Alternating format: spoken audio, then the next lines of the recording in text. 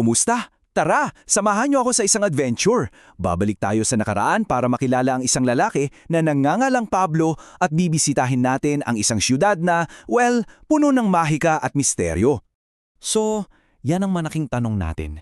Ano kaya ang mangyayari kapag nagbanggaan ang totoo at ang peke? Ang liwanag at ang medyo madilim. Handa na ba kayo? Sige, simulan na natin ang kwento. Okay, so ang bida natin si Apostol Pablo. May mahalagang misyon galing sa Diyos. Ang destinasyon niyang ang sikat na lungsod ng Efeso. Pero teka lang, hindi ito ordinaryong siyudad. Malalaman niyo kung bakit. Ganito kasi sa Efeso. Imagine niyo, para siyang super mega mall na never nagsasara. Punong-puno ng mga barko, ng mga negosyante, at mga taong galing sa iba't ibang bansa. Pero bukod sa business, sikat din sila sa pagsamba sa isang diyosa, si Diana. At ito pa, sa sobrang paniniwala sa mga kung ano-anong orasyon at magic. Pagdating ni Pablo sa Efeso, may nakilala agad siyang isang maliit na grupo. Siguro mga 12 tao. Ang maganda, naniniwala na sila kay Jesus. Ang problema, may isang super importanteng piraso ng puzzle na kulang sa kanila. Yan mismo ang unang tanong ni Pablo sa kanila. At ang sagot nila, medyo nakakagulat. Sabi nila, hindi po, sa totoo lang hindi pa namin naririnig na may banal na espiritu pala. Teka, ano nga ba itong banal na espiritu na di nila alam? Isipin nyo, para siyang superpower and best friend in one na galing mismo sa Diyos. Siya yung espesyal na katulong na ipinangako ni Jesus na titira sa puso natin para bigyan tayo ng lakas, ng tapang, at gabay sa araw-araw. So, ayun na nga. Inexplain ni Pablo sa kanila yung buong kwento. After nilang maniwala, bininyagan sila sa pangalan ni Jesus. At nung ipinatong ni Pablo yung mga kamay niya sa kanila, boom! Natanggap nila ang banal na espiritu. At ang galing, bigla silang nakapagsalita sa ibang wika. Ready na silang i-share ang good news. At dito na magsisimula ang action. Dahil sa ginawa ni Pablo sa Efeso, nagsimula ang isang malaking showdown, ang tunay na kapangyarihan ng Diyos laban sa peking mahika na nagkalat sa buong siyudad. Grabe! Yung mga himala na ginawa ng Diyos gamit si Pablo, ibang klase.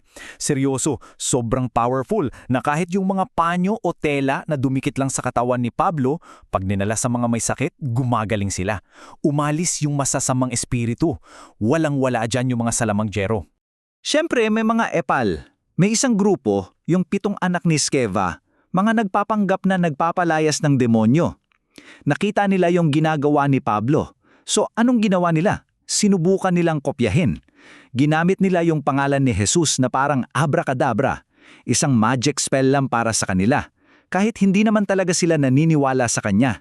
Dito talaga natin makikita yung difference. Kay Pablo, yung kapangyarihan niya legit, galing sa Diyos. Yung sa mga salamangkero, copy-paste lang, panggagaya na walang laman kasi wala namang pananampalataya. At malalaman natin ngayon kung anong napala nila.